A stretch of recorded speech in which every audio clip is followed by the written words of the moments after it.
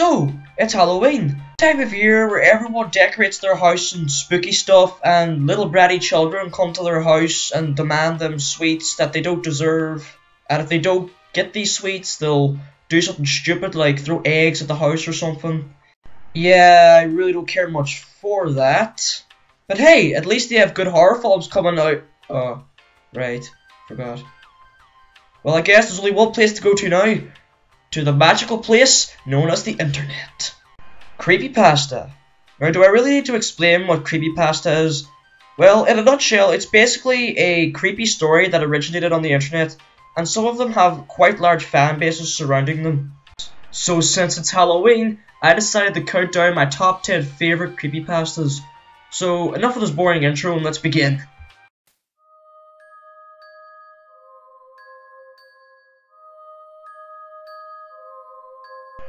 Tourist Trap. Tourist Trap is a rather short story, and what I mean by that is it would probably take you like 3 minutes max to read the story. But it's the kind of story that you would tell over a campfire or at a sleepover or something like that, because it's just one of those. It gives you that creepy vibe of just those plain old campfire stories, and that's just what I love about this story. The story takes place in a small town who used to be a big tourist attraction in the 1920s, mainly for the amusement park that was built there. However, in 1932, a small little train ride for toddlers was built that contained a little cart that the child would sit in, and had a small tunnel that the cart would pass through during the ride. Now here's where it gets creepy. Whenever a child were to ride on that train set and exit out of that tunnel, strange and creepy stuff would happen to the children. Some would go missing in the tunnel. One girl came out dead, with small bloody handprints on her dress. One even started scratching at their throat until they bled out. The park was closed due to all these deaths. Years later, a team of scientists decided to investigate the ride. They sent someone with a camera down the ride, and when the cart went and left out of the tunnel, the person they sent on the ride was gone, but the camera was still there. When they looked over the video, everything seemed normal until it got to the tunnel. When it entered the tunnel, the whole video went static, and all you could hear was the sound of children laughing.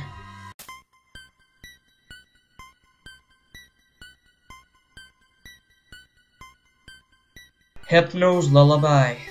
Now, this isn't really a story, it's more of a creepy song / poem. This is obviously based off of the Pokemon Hypno. Now, if it was just a standard written poem that I read, I most likely wouldn't have put it on here. But the reason why I put it on here is mainly for the YouTube video of someone doing a sing-over of it, and trust me, it is creepy as shit. I mean, the voice and the way it's sung, everything just... oh. That video is the reason why I know of this story, and I remember hearing it ages ago, and trust me, it scared me shitless to say the least. I'll leave a link in the description for that video. Check it out if you're not planning on sleeping tonight.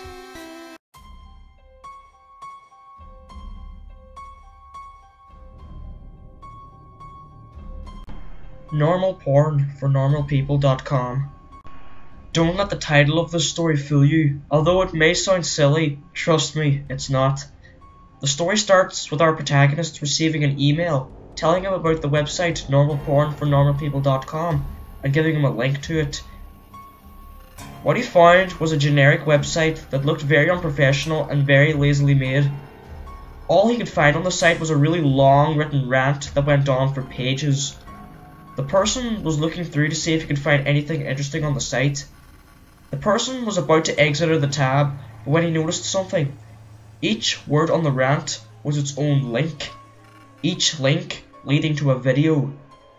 The author decided to watch a handful of them, and I don't want to spoil the rest of it here, but trust me, the videos that guy sees are messed up. Now, the reason why I like the story so much is because of its creativity.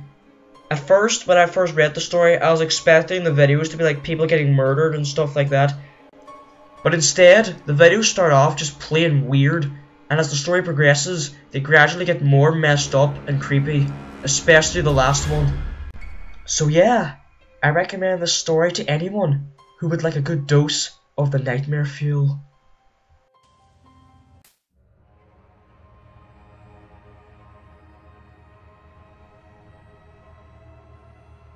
The Grifter. Now, this creepypasta didn't really scare me, although it disturbed me to no end. The Grifter is about a video that is said to be one of the most horrible things that could be seen by the human eye. No one knows exactly what's going on in the video, but one thing's for sure, at the end, it shows a baby, and afterwards it shows the following text.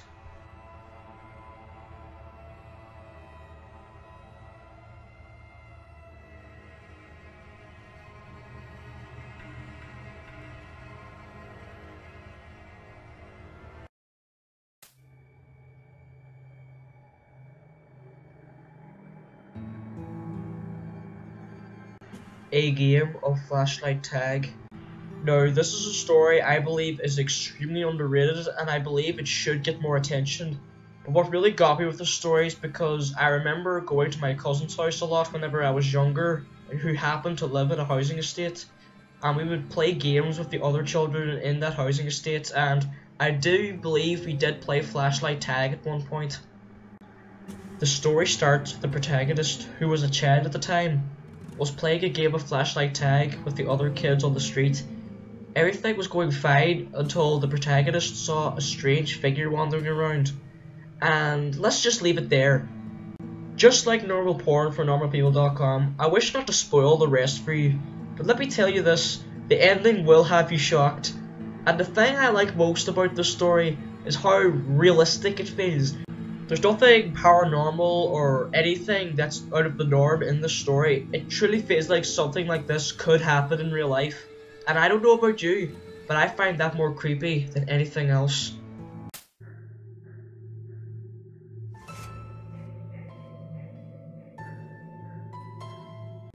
Russian sleep experiment. Now, if it weren't for the fact that a game of flashlight tag was on this list, I would probably say this would be the most realistic out of all the stories on this list. The story takes place in the 1940s, which I would say that experiments like this were allowed to take place. A group of Russian researchers took 5 prisoners and kept them in a glass room and pumped experimental gas that would keep them awake 24/7. At first, everything was fine. But after 5 days or so, the subjects started to show signs of paranoia, and from that point onwards, things started to go downhill. The test subjects would slowly go insane, starting off with stuff like biting off their own flesh and eating it, and screaming for hours on end. Again with this story, I am not going to spoil the rest of it, but I'll tell you this, it has one of the most chilling endings ever in a creepypasta. But I'm sure anyone here who's familiar with creepypasta has heard of this story by now. But if you haven't, then please check it out if you can. You'd either be doing yourself a huge favour, or regret it.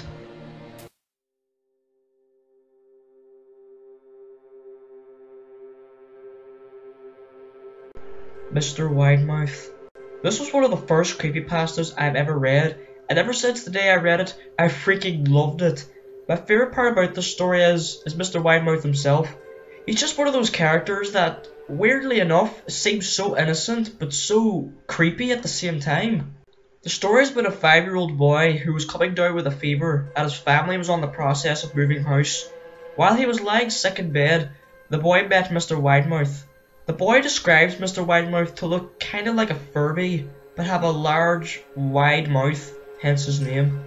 At first, Mr. Widemouth seemed innocent enough, reading books, playing board games with the boy, etc.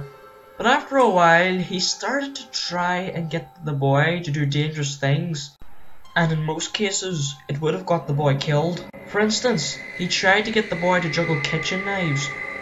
He also tried to convince the boy to jump out of his upstairs window, telling him that there was a trampoline below. Before the boy and his family moved away, Mr. Widemouth showed the boy a small path behind his house, saying that he'll take the boy down the path someday, not revealing what was down it. Years after the boy moved away with his family, the boy, now grown up, decided to head back to that house and see what was down that path. What was down the path? Well, read the story to find out. Now, I freaking love this story. It was going to be in the top 3, but it was knocked back to the 4th spot. But it's still a great story. I like how it plays on the innocence of children and how easily manipulated they can be. It's also very unique to the story, It's the only story I can think of that does this, and it does it very well. So yeah, this story gets my recommendation any day.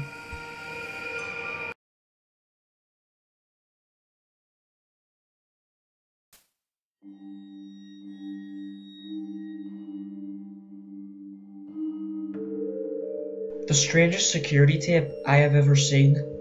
Another story which I feel that is extremely underrated, and I think more people should discuss about it more. Like the title suggests, it's about a strange security tape. The story takes place at a gas station, and a new employee called Jeremy shows up. Jeremy was always extremely quiet and never really talked to anyone. Usually after he finishes his shifts, oil tanks at the gas station would go missing. So the owner of the gas station gets the protagonist of the story to watch over the security footage of Jeremy's previous shift. And I'm gonna leave it at that. Unless you've read this story before, what happens on the security tape and the events that take place after the tape is viewed, you wouldn't really expect what happens, if that makes sense. When I was reading the story, I was creeped out, yet fascinated when the events of the tape started to take toll on the protagonist's real life. What do I mean by that? Well, if you read the story, you will understand what I mean. So go read it! It's a good story.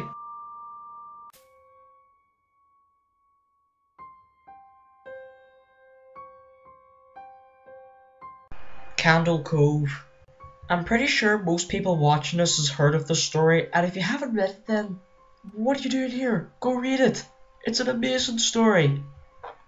The story is about a group of forum users discussing an obscure local 1970s TV show called Candle Cove. At first things are pretty normal, it seemed like a normal kids show at first, but as the conversation continues and the forum users uncover more of their memories about the show, things starts to get a little more sinister. But what makes the story what it is the ending. The ending is so unexpected and it screws with your head so much that it is enough for it to make the number 2 spot on this list. If I made the story last year, this would have been number 1, but after reading the story that would end up number 1 on this list, this was knocked down to number 2. What is number 1, you may ask? Well,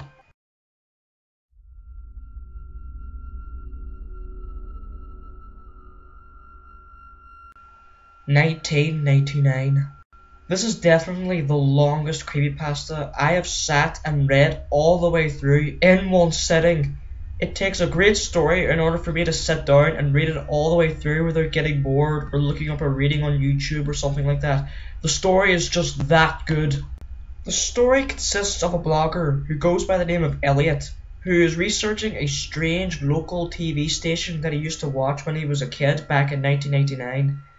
The shows that the station contained were often really poorly made and often even disturbing shows. The author describes quite a few shows, but the one that was the most weird and was definitely the main focus of the story was Mr. Bear's Cellar. The show was about a man dressed up in a bear costume who would bring kids into his cellar. Some of the episodes seemed alright, it seemed just like a very poorly made kids show. But in other episodes, and especially in the later episodes, got really weird. And then it goes from weird to just downright disturbing. Now what I love about the story is the fact that it keeps you reading just because you want to know more information about this TV channel and the person who was under the Mr. Bear costume and what he did to the children, because it's never exactly clear until much later in the story to what exactly Mr. Bear did to the children off camera. And perhaps the best thing about the story is the fact that the author is still updating the story with new blog entries. Yeah, the story isn't finished, and sadly he doesn't update the story very often. But whenever he finally does finish the story, and we finally do get an answer on who or what Mr. Bear is, hopefully it will be worth the wait. And hopefully this video was worth the wait. I made a funny. And there you have it, my top 10 favourite creepypastas. I did promise this video for Halloween, so here you guys go. I really hope you guys enjoyed this video because this video was a pain in the ass to make. So, what are your favorite creepypastas? List them in the comments below. I would actually be interested to know what your favorite creepypastas are, or what is your opinion on the ones I've listed here. So yeah, leave a comment below. So yeah, this is crazt signing out. Have a good one.